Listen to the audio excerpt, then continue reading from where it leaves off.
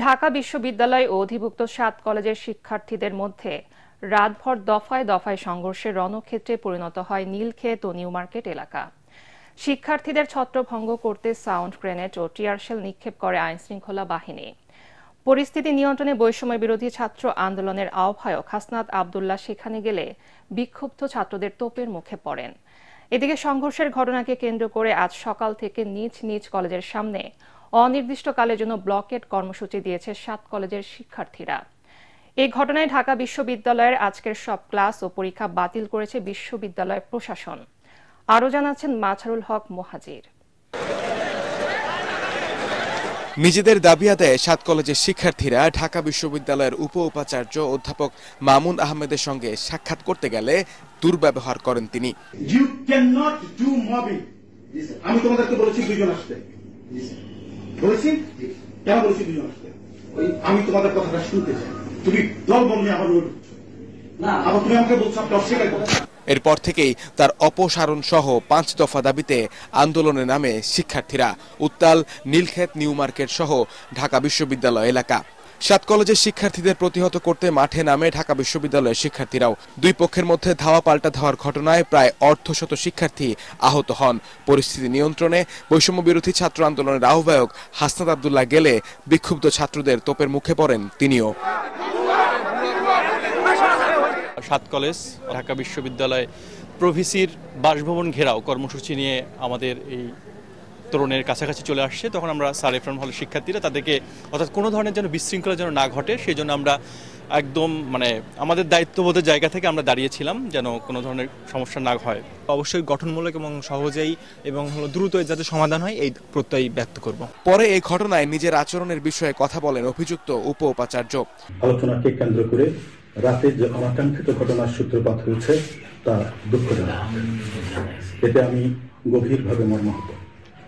আমি বিশ্বাস করি সুষ্ঠু পরিবেশে পারস্পরিক আলোচনার মাধ্যমে এই ভুল বোঝাবুঝির অবসান ঘটবে।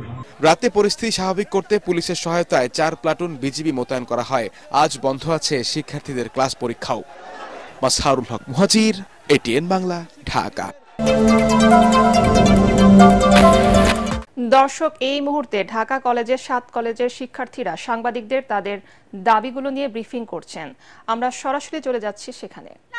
ইউজিসির সদস্য এবং ঢাবির ভিসির সমন্বয়ে ৭ কলেজের শিক্ষার্থীদের প্রতিনিধি টিমের সাথে তাৎক্ষণিক উচ্চ পর্যায়ের মিটিং এর মাধ্যমে এই ঘটনার সমাধান করতে হবে। ৬ ঢাকা বিশ্ববিদ্যালয়ের সংশ্লিষ্ট এরিয়াতে সিটি কর্পোরেশনের জনসাধারণের জন্য উন্মুক্ত করে দিতে হবে। আপনারা জানেন ৭ কলেজ ২০১৭ সালের পর থেকে অধিভুক্ত হওয়ার পর থেকে ৭ কলেজের শিক্ষার্থীরা বারে বারে রাস্তায় নেমেছে, বলেছে আমাদের সংকট নিরসন করেন। আমরা বারবার বলেছি এই যে শিক্ষার্থীকে বারে বারে মুখোমুখি দাঁড় না করিয়ে এই সংঘাত না তৈরি করে এই বিষয়টির একটা সৃজনশীল সমাধান আপনারা দেন। কিন্তু এই সৃজনশীল সমাধান যতদিন পর্যন্ত দেওয়া না হবে এই সংঘর্ষ কিন্তু চলতেই থাকবে। এই কথা কিন্তু আমরা স্পষ্টভাবে বলে দিতে চাই। তাই আমরা বলছি অতি সত্বর ৭ কলেজের এই যে সংকট, সেই সংকটের সমাধান করতে হবে।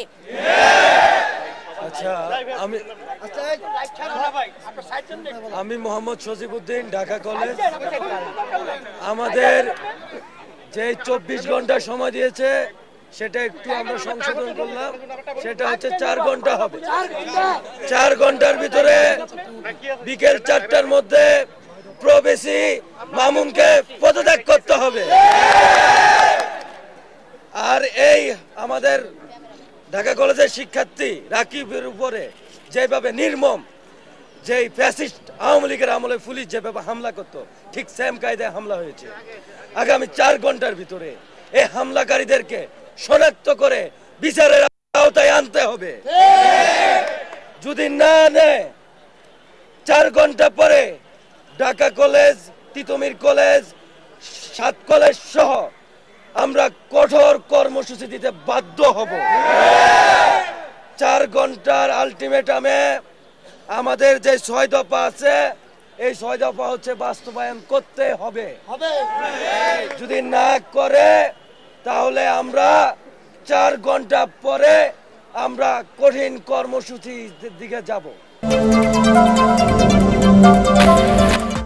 ব্যবসায়ী নাসিরউদ্দিন মাহমুদকে মারধর, ভাঙচুর ও ভয়ভীতি দেখানোর মামলায় জামিন পেয়েছেন চিত্রনায়িকা পরিমণি। সকালে ঢাকার সিনিয়র জুডিশিয়াল ম্যাজিস্ট্রেট মোহাম্মদ জুনায়েদের আদালত তার জামিন মঞ্জুর করেন। পরিমণির আইনজীবী নীলাঞ্জনা রিফাত সুরভি এ তথ্য নিশ্চিত করেন। গেল রোববার এই মামলায় পরিমণির বিরুদ্ধে অভিযোগ গঠন করে বিচার শুরুর আদেশ দেন ঢাকার চিফ জুডিশিয়াল ম্যাজিস্ট্রেট আদালত। একই সঙ্গে তার বিরুদ্ধে গ্রেফতারি পরোয়ানা জারি করা হয়।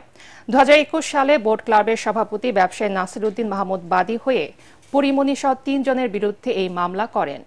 এই মামলার অন্য 2 আসামি হলেন পরিমণির সহযোগী ফাতেমাতুজ জান্নাত বনি ও জুনায়েদ বোগদাদি জিমি ওরফে জিম। ঢাকা 19 আসনের সাবেক সংসদ ডাক্তার এনামুর রহমানকে গ্রেফতার করেছে পুলিশ।